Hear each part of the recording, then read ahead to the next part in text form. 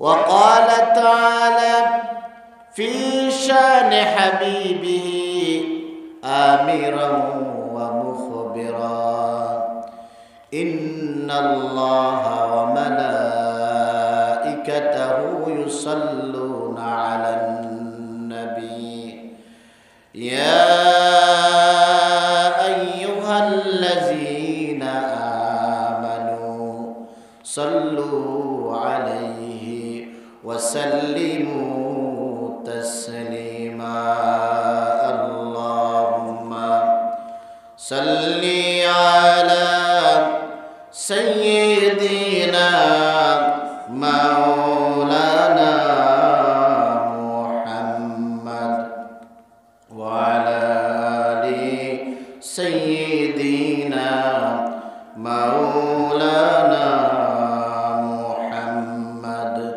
اللهم صل على سيدنا مولانا محمد وعلى آل سيدنا مولانا محمد আরবের বুকে মক্কার পরে আমেনার যেথায় ঘর খুদার করুণা কাউসার হয়ে ঝরেছে বারংবার আল্লাহুম্মা সাল্লি আলা সাইয়্যিদিনা মাওলানা মুহাম্মদ ওয়া আলা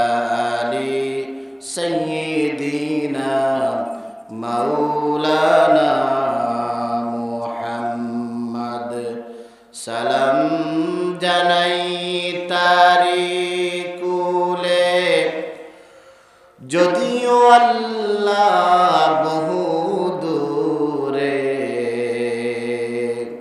সেই সালামটা পৌঁছাবেন আল্লাহ দয়াল নবীর রওজাতরে আল্লাহুম্মা সাল্লি আলা সাইয়্যিদিনা মাওলানা মুহাম্মদ ওয়া আলা আলি সাইয়্যিদিনা মাওলানা মুহাম্মদ যদি আমি কোনদিন তায়েফে যাই বলবো মাটিকে ডেকে নবীজির কুঞ্জর লকুতায় তাই আজ আমাকে বলে দাও প্রতিশোধের দাবানাল জ্বালাবো হেতাই বালাগাল বিকামালিহি কাশাফাদ দুজা বিজামালিহি হাসুনাত জামিউ খিসালিহি সাল্লু আলাইহি ওয়া আলিহি কানজুল কারমি মাওলান নিআমি হাদিল উমামি লিশরিআতিহি বালাগাল উলা বিকামালিহি কাশাফাদ দুজা বিজামালিহি হাসুনাত জামিউ খিসালিহি सल्लु अलैहि व आलिहि मुझे कुछ मिले या न मिले मुहम्मद मिले यानी वो शै जिससे अल्लाह मिले बलगल उला बिकमालिहि कशफत दुजा बिजमालिहि हसन حسنت جميع خصاله صلوا عليه وآله مشرق حب محمد مطلع ديوان ما مطلع خورشید عشق سینه سوزان ما بلغ العلا بكماله كشف الدجى بجماله حسنت جميع خصاله صلوا عليه وآله قوت عشق سے ہر پوچھ کو بالا کر دیے دہر اسم محمد سے اجالا کر دیے بلغ العلا بکمالہ کشف الدجى بجماله حسنت جميع خصاله صلوا عليه وآله أغو رسول প্রিয় রসুল প্রাণের রসুল أغو رسول প্রিয় রসুল প্রাণের রসুল তোমারি জন্যে এ বিশ্বে মোরা আলো পেয়েছি কুল তোমারি জন্যে এ বিশ্বে মোরা আলো পেয়েছি কুল বালাগাল উলা বিকামালিহি কাশাফাদ দুজা বিজামালিহি حسنت جميع خصاله صلوا عليه وآله رسول আমার ভালোবাসা রসুল আমার আলো আশা রসুল আমার প্রেম বিরহের মূল আলোচনা রসুল আমার প্রেম বিরহের আলোচনা রসুল আমার কাজে কর্মের অনুপ্রেরণা রসুল আমার ভালোবাসা রসুল আমার আলো আশা রসুল আমার প্রেম বিরহের মূল আলোচনা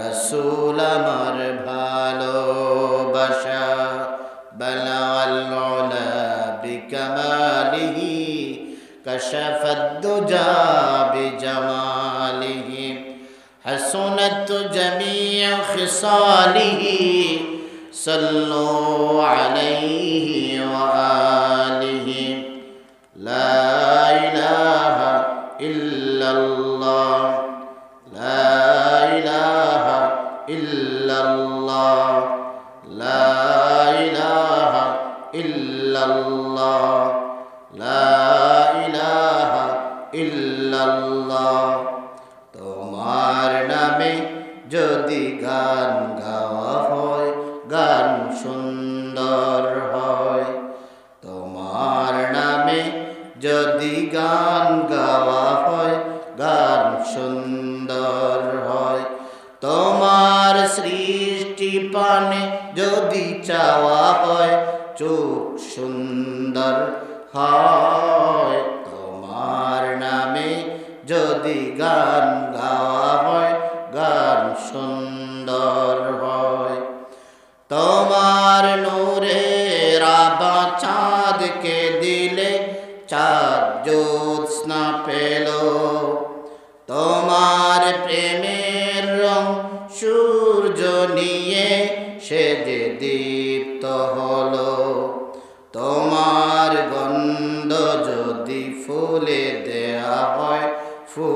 সুরভিত হয় তোমার নামে যদি গান গাওয়া হয় গান সুন্দর হয় তোমার খুশিতে রং ধনু হয়ে আকাশে আকাশে তোমারি ছন্দ গুণ চরণে উঠে বাতাসে তোমার পরশ পেয়ে গাছের পাতা জানি সবুজ হলো তোমার স্নিগ্ধ মায়া শিশির পেয়ে সে যে শুভ্র হলো তোমার অমীয় বাণী হৃদয়ে আমার সুর সঙ্গী হয় তোমার নামে যদি গান গাওয়া হয় গান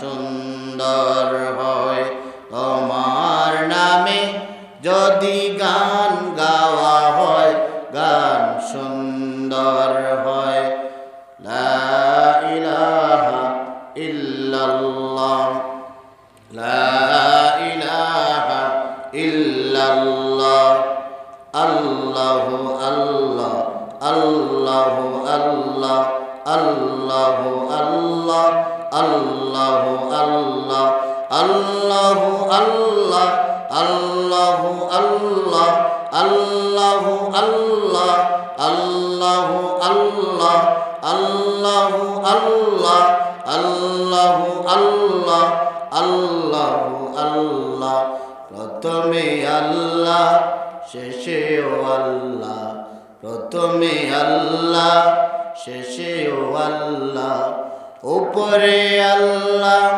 নিচেও আল্লাহ আল্লাহু আল্লাহ আল্লাহু আল্লাহ আল্লাহু আল্লাহ আল্লাহু আল্লাহ আল্লাহু আল্লাহ আল্লাহু আল্লাহ সুবহানাল্লাহ আলহামদুলিল্লাহ লা ইলাহা ইল্লাল্লাহ সুবহানাল্লাহ আলহামদুলিল্লাহ লা ইলাহা ইল্লাল্লাহ সুবহানাল্লাহ আলহামদুলিল্লাহ লা ইলাহা ইল্লাল্লাহ তুমি বাঁচাও তুমি মারো তুমি বাঁচাও তুমি মারো অবিরত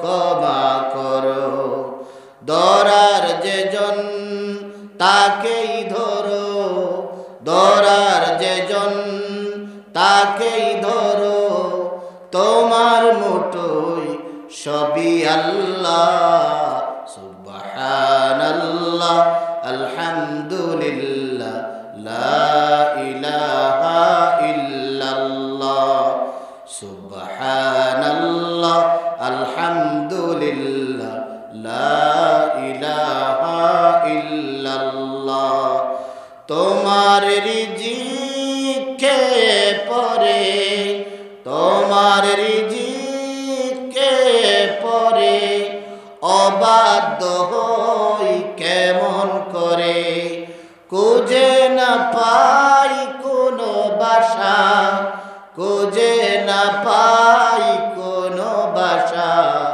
শুকর গুজার করার আল্লাহ সুবহানাল্লাহ আলহামদুলিল্লাহ লা ইলাহা ইল্লাল্লাহ সুবহানাল্লাহ আলহামদুলিল্লাহ লা ইলাহা ইল্লাল্লাহ লা ইলাহা ইল্লাল্লাহ মুহাম্মাদুর রাসূলুল্লাহ সাল্লাল্লাহু আলাইহি ওয়াসাল্লাম। পূর্ব সিলেটের ঐতিহ্যবাহী দ্বীনি বিদ্যাপীঠ ওলি আউলিয়াদের স্মৃতি বিজড়িত অলিকুল শিরোমণিদের হাতে গড়া প্রতিষ্ঠান যাদের অনেক কারামত আমরা অনেকে শুনেছি। হযরত মাওলানা আব্দুর রহিম মুতাল্লি সাহেব রহমতুল্লাহি আলাইহি, হযরত মাওলানা আব্দুল বারী রহমতুল্লাহি আলাইহি বড় মিয়া সাহেব,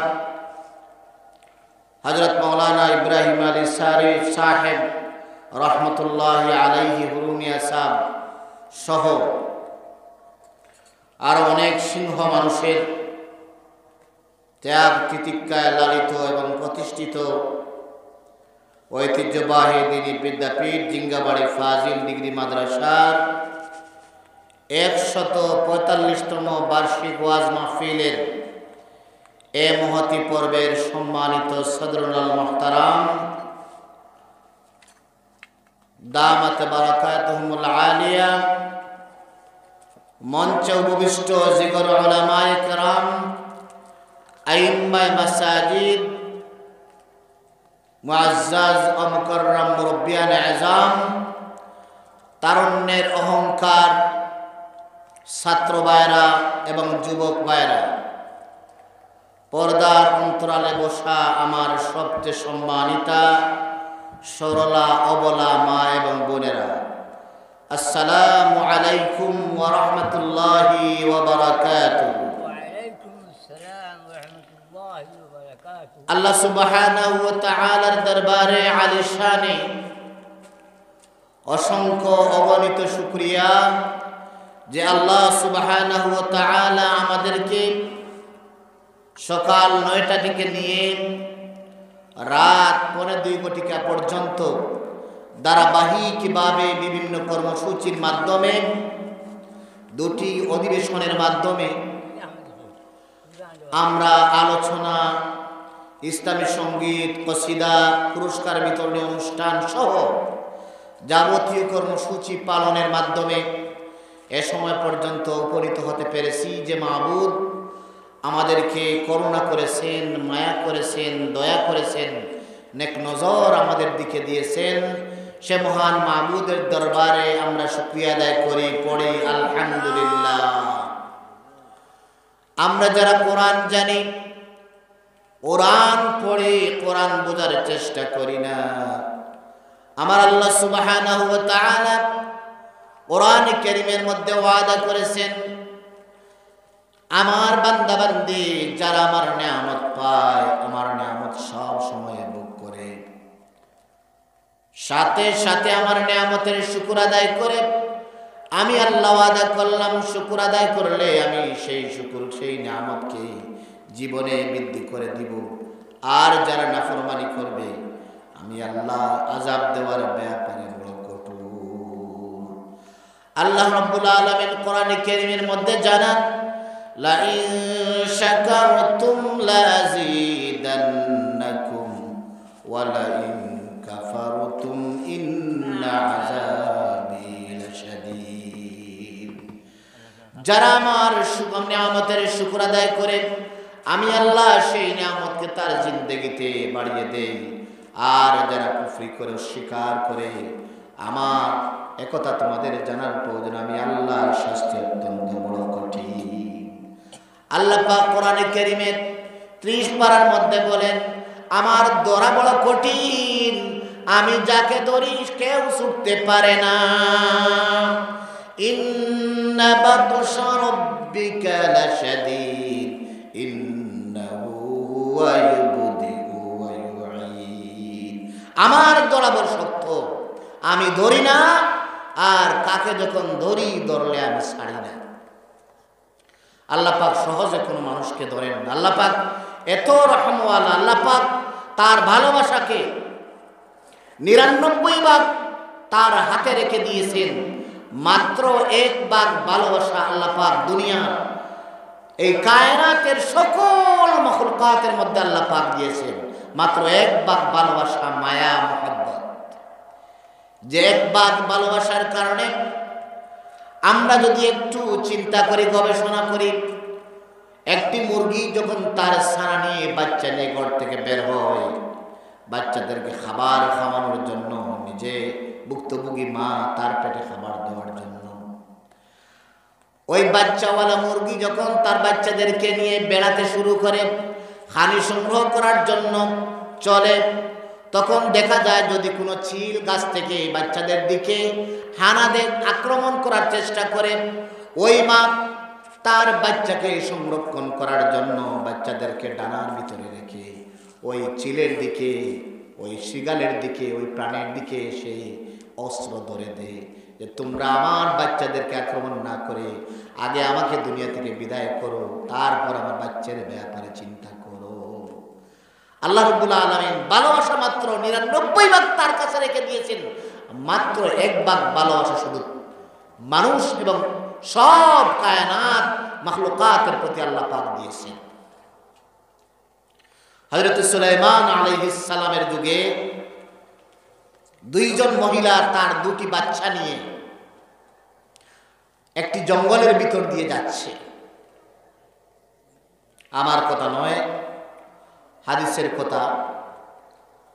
যাওয়ার সময় জঙ্গল থেকে একটি বাঘ এসে এক মহিলার বাচ্চাকে নিয়ে জঙ্গলের ভিতরে চলে যায়। তখন এক মহিলার একটি বাচ্চা আর এক মহিলা বাচ্চা হারা হয়ে গেল। এই বাচ্চা নিয়ে তারা চিন্তা করলো যে মহিলার বাচ্চাটা ছেলেটা নিয়ে গেছে, সে চিন্তা করলো হায় রে হায়, আমি এখন স্বামীকে কি জবাব দেব, আমার ছেলেটা তো বাঘ নিয়ে গেছে।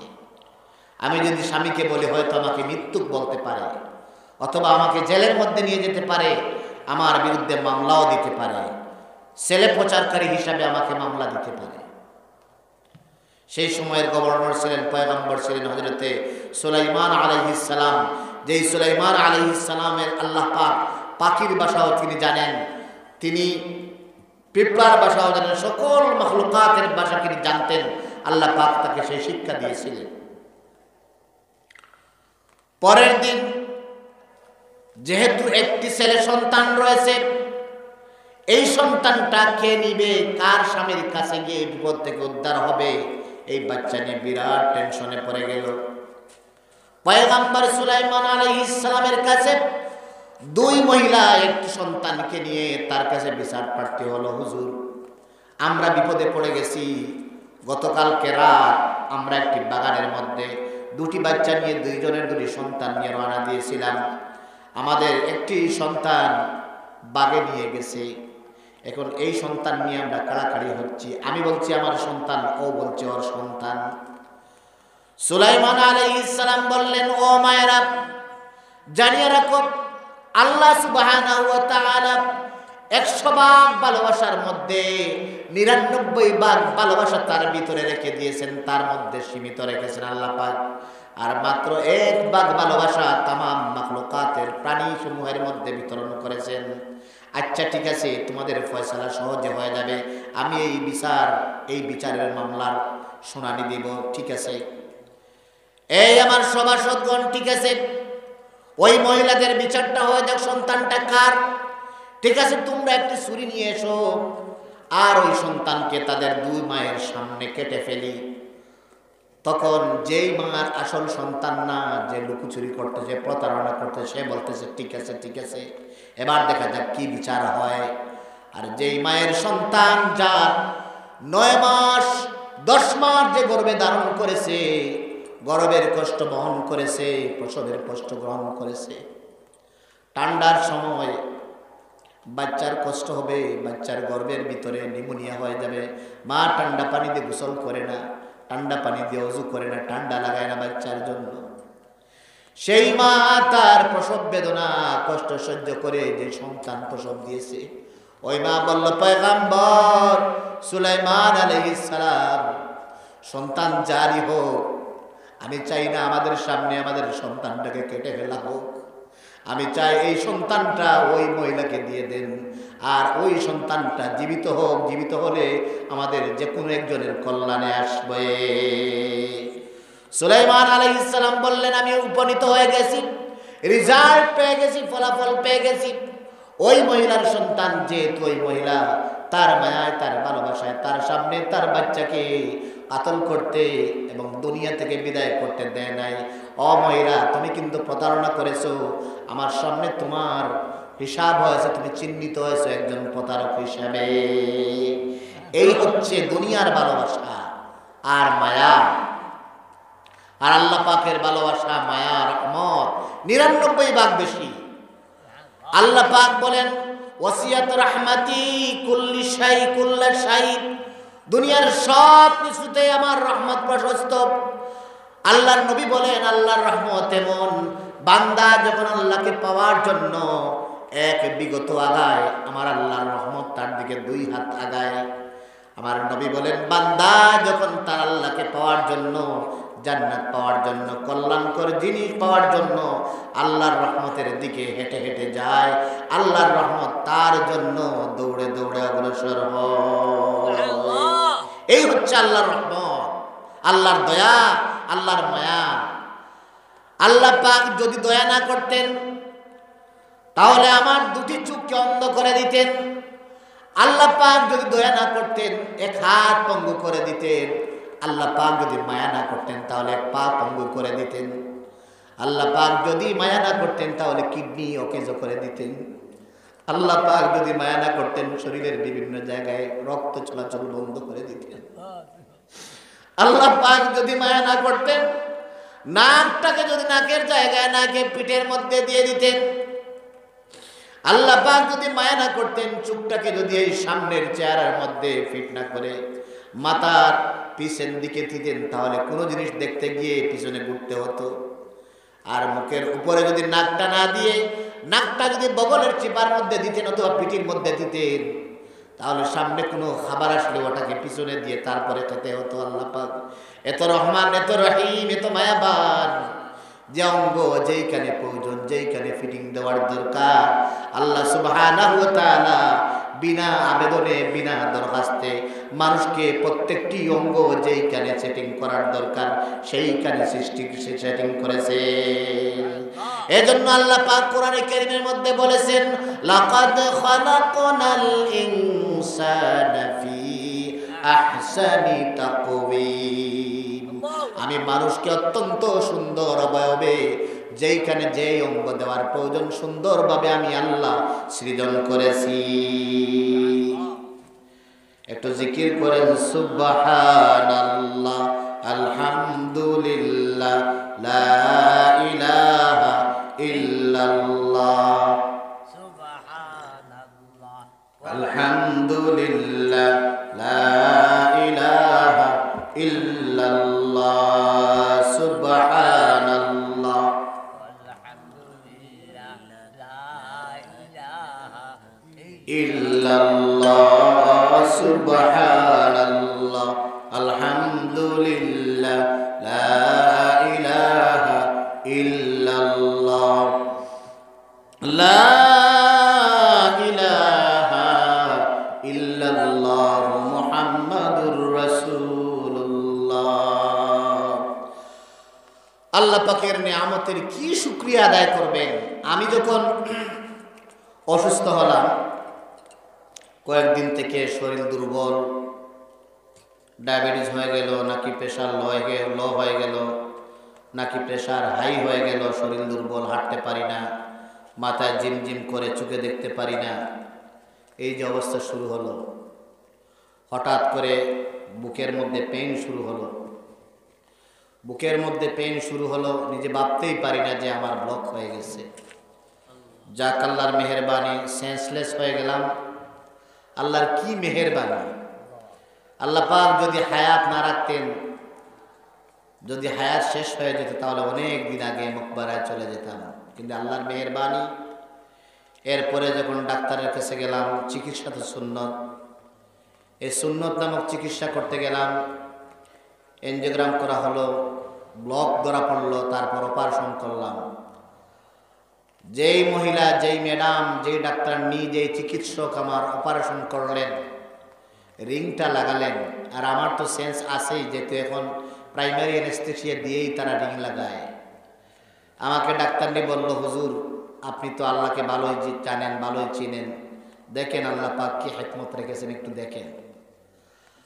আল্লাহ রাব্বুল আলামিনের কি মায়া, কি মেহেরবানি, কি দয়া বলে শেষ করা যাবে না। ভুক্তভোগী রোগী ছাড়া একথা কেউ বুঝতে পারবে না। আমি শুয়ে আছি আর ডাক্তার নি চিকিৎসক আমার উরুর মধ্যে দিয়ে রক্তটা ঢুকিয়ে দিল।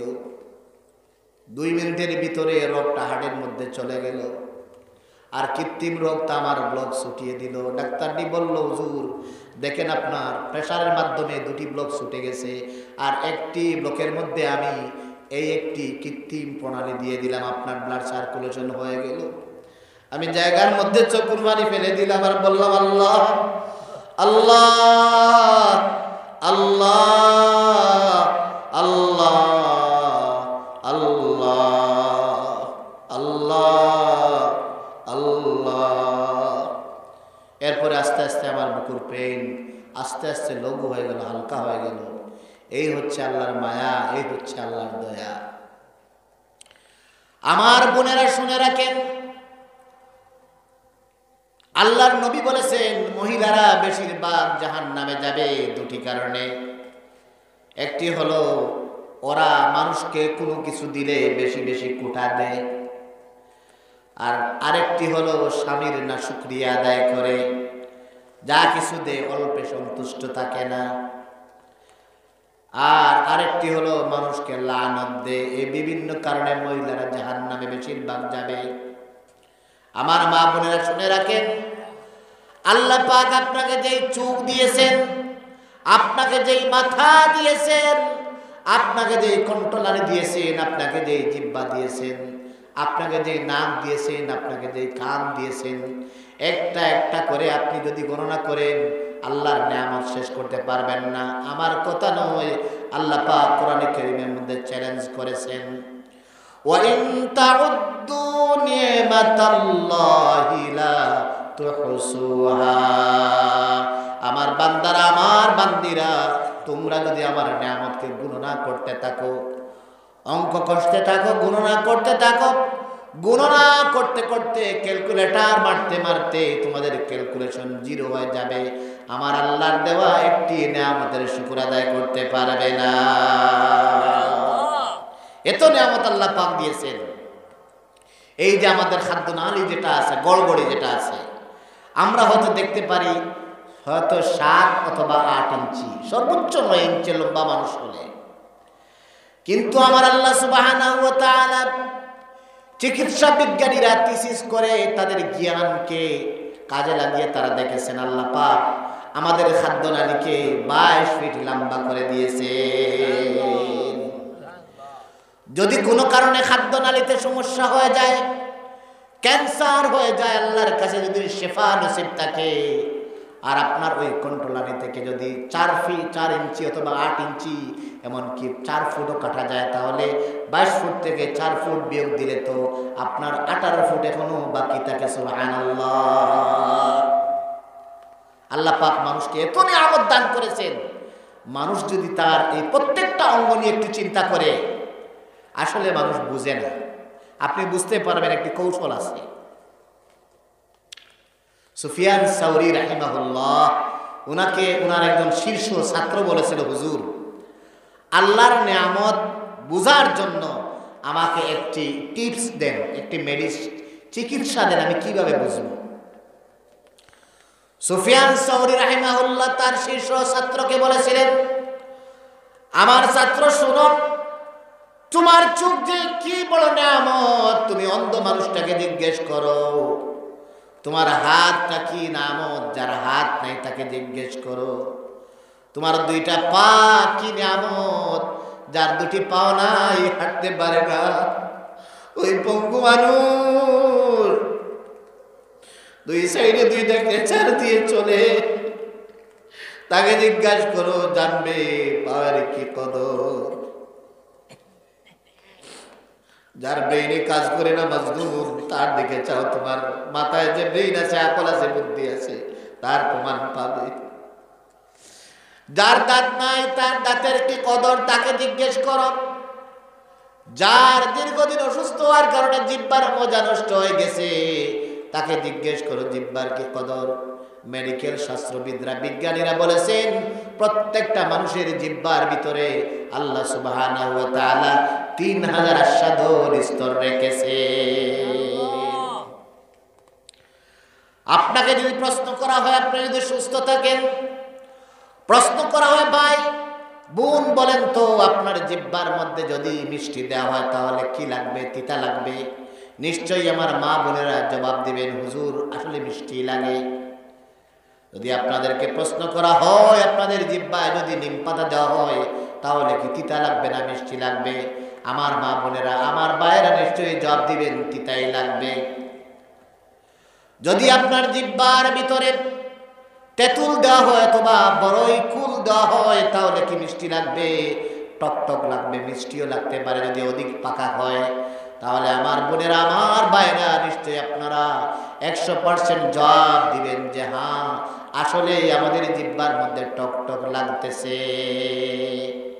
এই কদরটা বোঝা যায় যখন অতিরিক্ত জ্বর হয়, যা দিবেন জিহ্বা তিতা হয়ে যায়। এটা আল্লাহর নিয়ামত। জিহ্বার কদর বোঝার জন্য আল্লাহ পাক মধ্যে মধ্যে মানুষের শরীরের মধ্যে উচ্চ রক্তচাপ দেন, যেটার নাম চিকিৎসার পরিভাষায় জ্বর। আমার মা বোনেরা, আমার ভাইরা, আল্লাহ পাক কোরআনে কারীমের মধ্যে আপনার আমার জন্য যত নিয়ামত দিয়েছেন প্রশ্ন করেছেন। আল্লাহ রাব্বুল আলামিন প্রশ্ন করেন আমাদেরকে, আলাম নাজআল লাহু আইনাইনি ওয়া লিসানান ওয়া শাফাতাইন ওয়া হাদাইনাহু নাজদাইন। আমি কি তোমাদেরকে দুটি চক্ষু দেই নাই? আলাম নাজআল লাহু আইনাইন ওয়া লিসানাইন, আমি কি তোমাদেরকে জিহ্বা দেই নাই? আমি কি তোমাদেরকে ঠোঁট দেই নাই? আমি কি তোমাদের যে দুটি রাস্তা দেই নাই? একটি সরল পথ, একটি বাঁকা পথ। আবার যদি আমি কোরআনকে প্রশ্ন করে, কোরআন তুমি বলে দাও আমার আল্লাহ কি আমাদেরকে বাঁকা পথে চালাবেন নাকি হেদায়েতের রাস্তা দিবেন? ওটা কার হাতে? আল্লাহ পাক কোরআনে কারীমের মধ্যে আমাদেরকে জানিয়ে দিলেন, বান্দা বান্দীদেরকে জানিয়ে দিলেন, বান্দা বান্দী কোরআন শুধু তিলাওয়াত করো না, কোরআন পড়ো, কোরআন বুঝো, কোরআনের সমাজ গড়ো, কোরআন দিয়ে তোমাকে রঙ্গিত করো। কোরআনকে প্রশ্ন করো, কোরআন বলবে ওয়ালাল্লাহি কাসদুস সাবিল ওয়া মিনহা জাইর। আল্লাহ পাক বলেন দুনিয়ার প্রত্যেকটা মানুষকে হেদায়েতের দায়িত্ব, হেদায়েত দেওয়ার দায়িত্ব আমি আল্লাহর হাতে। তবে তোমাদেরকে জানিয়ে রাখার দরকার ওই হেদায়েতের রাস্তার সাথে আবার বাঁকা রাস্তাও থাকতে পারে। বাঁকা রাস্তা অতিক্রম করে, গুনাহের রাস্তা অতিক্রম করে তোমরা যদি চলতে পারো তাহলে আমি আল্লাহ তোমাদেরকে সরল সঠিক পথের সন্ধান দিব, সহজে দিব না। এবার যদি প্রশ্ন করো, আল্লাহ আমি তো সরল সঠিক রাস্তা পাই না, সঠিক রাস্তা পাই না, হেদায়েতের রাস্তা পাই না, আল্লাহ আমার করণীয় কি? আমি কিভাবে তোমার দরবারে চাইবো? আল্লাহ পাক বলেন, বান্দারে তোমাকে তোমার জিন্দেগিতে ঈমান আনার পরে তোমাকে যে ঈমানের প্রথম দাবিটা পালন করতে হবে সেটা হচ্ছে নামাজ। তুমি যখন নামাজে দাঁড়াবে এমন একটি সূরা আমি নামাজের জন্য নির্ধারণ করেছি, যে এই সূরাটা না হলে তোমার নামাজ হবে না। قال النبي صلى الله عليه وسلم لا صلاة لمن لم يقرأ بفاتحة الكتاب। সূরা ফাতিহা যদি পড়া না হয় তাহলে নামাজ হয় না। এই সূরা ফাতিহা তুমি যখন দাঁড়াবে পড়বে আলহামদুলিল্লাহি রাব্বিল আলামিন। পড়েন আমার সাথে, আলহামদুলিল্লাহি রাব্বিল আলামিন। প্রশ্ন হলো, কোরআন তুমি বলে দাও আমরা যখন নামাজে সূরা ফাতিহা পড়ি, আল্লাহর প্রশংসা করি, আল্লাহ কি জবাব দেন? আমার নবীকে আল্লাহ বললেন, হে নবী আমার বান্দাদেরকে আপনি জানিয়ে দেন তারা যখন আমার প্রশংসা করে আমি আল্লাহ খুশি হয়ে তাদের প্রশংসা করি। এজন্য আল্লাহ পাক কোরআনে বলে দিলেন, আমার বান্দাদেরকে বলে দাও ফাজকুরুনি আযকুরুকুম ওয়াশকুরুনি ওয়ালা তাকফুরুন। আমার বান্দারা, আমার বান্দিরা আমাকে স্মরণ করো, আমি আল্লাহ তোমাদের স্মরণ করব। আমার শুকরিয়া আদায় করো, নাফরমানি করো না। কারণ আমার যদি শুকরিয়া আদায় করো আমি আল্লাহ নিয়ামতকে বাড়িয়ে দিব, আর আমার নাফরমানি করো আমি আল্লাহ জানিয়ে দিলাম শাস্তি দিব। এ কথা বলি না, আমার শাস্তি অত্যন্ত কঠিন। ও আমার মা বোনেরা ভাইরা, আমরা আল্লাহর অনেক নিয়ামত ভোগ করতেছি। আমাদের যে নিয়ামত আছে, এই নিয়ামত যার নাই তাকে জিজ্ঞেস করেন, নিয়ামত বুঝতে পারবেন। এজন্য আমার নবী জনাবে মুহাম্মদুর রাসূলুল্লাহ সাল্লাল্লাহু আলাইহি ওয়াসাল্লাম বলেছেন, ইগতানিম খামসান ক্বাবলা খামসিন শাবাবাকা ক্বাবলা হারামিকা। ও যুবকেরা, জেনে রেখো, আল্লাহর নবী বলেছেন, পাঁচটি জিনিস আসার আগে পাঁচটি জিনিসের কদর করো। বললেন, ও যুবকেরা, তোমাদের যৌবনের সময়টার কদর করো। তোমাদের সময় বার্ধক্য চলে আসবে। যৌবনের সময় চাইলে সারা রাত্রি নামাজ পড়তে পারো। যৌবনের সময় চাইলে মসজিদে ঢুকে দাখিলুল মসজিদ নামাজ পড়তে পারো। যৌবনের সময় চাইলে সারা রাত্রি কোরআন তিলাওয়াত করতে পারো। বার্ধক্য হয়ে গেলে বিভিন্ন অসুখের কারণে কোরআন তিলাওয়াত করতে পারবে না। অসুখের কারণে, অসুস্থতার কারণে লম্বা নামাজ পড়তে পারবে না। ও যুবক, আজকে যৌবনের শক্তি বিভিন্ন মন্দ রাস্তায়, ফাহিশ রাস্তায় খরচ করতেছো। আমার যুবকেরা জানিয়ে রাখো, আল্লাহর নবীর কাছে একজন কিশোর এসেছিল, বলেছিল, ইয়া রাসূলুল্লাহ, ইয়া হাবিবাল্লাহ, আমি কোনো কিছু চাই না, শুধু একটি জিনিসের অনুমতি চাই। আল্লাহর রাসূল বললেন, যুবক বলো তো কি কোন বিষয়ের অনুমতি চাও? সাহাবায়ে কেরাম আল্লাহর রাসূলের অবস্থা দেখে রাগান্বিত হয়ে গেলেন। ওই মানুষটা কেন আসলো? আল্লাহর রাসূল তাকে কি সুন্দরে বলতেছেন, ইয়া রাসূলুল্লাহ, আমি জিনার পারমিশন চাই। সাহাবায়ে কেরাম আরো গরম হয়ে গেলেন, তাদের গলার দুই সাইডে রগ গরম হয়ে গেল, চেহারা লাল হয়ে গেল। ওই বাচ্চাটা আসলো রাসূলের সামনে বেয়াদবি সুলভ বলতেছে, জিনার অনুমতি চাই। আল্লাহর রাসূল, ওকে ছেড়ে দেন, আমরা কিছু না কিছু করি। আল্লাহর রাসূল বললেন, সাহাবায়ে কেরাম রে, থামো, তোমরা নড়ো না, দেখি আল্লাহর ওই বান্দা কি চায়। আল্লাহ রাসূল বললেন, বসো, তোমাকে একটু বলি, তুমি যে এই জিনার পারমিশন চাচ্ছ, তুমি তো যুবক, ঠিক আছে, তোমার বয়সের কারণে তুমি এই মন্দ কাজের দিকে নিজেকে অগ্রসর করছো। আচ্ছা বলো তো, তুমি যার সাথে জিনা করবে সে তো কোনো মানুষের বোন হতে পারে। আচ্ছা বলো তো, ওই জিনাটা যদি তোমার বোনের সাথে কেউ করে, তুমি কেমন বলবে? ইয়া রাসূলুল্লাহ, এটা তো সম্ভব না, আমার বোনের সাথে কেউ জিনা করবে, আমি কি রাজি হব? ইয়া রাসূলুল্লাহ, সম্ভব না। আচ্ছা এবার বলো তো, তুমি যে মায়ের সাথে, যে বোনের সাথে জিনা করতে পারমিশন চাচ্ছ, ওই মহিলারা কার তো বোন হতে পারে। আচ্ছা তোমার বোনের সাথে যদি হয়, তোমার খালার সাথে যদি হয়, তোমার মায়ের সাথে যদি হয়, তুমি কি রাজি হবে? ইয়া রাসূলুল্লাহ, আমার মায়ের সাথে, আমার খালার সাথে, আমার বোনের সাথে কেউ জিনা করুক, কেউ ইফতিজিং করুক, আমি রাজি না। ইয়া রাসূলুল্লাহ, আমার ভুল হয়েছে, আমার জন্য দোয়া করুন। আল্লাহর রাসূল যুবকের মাথায় হাত দিলেন।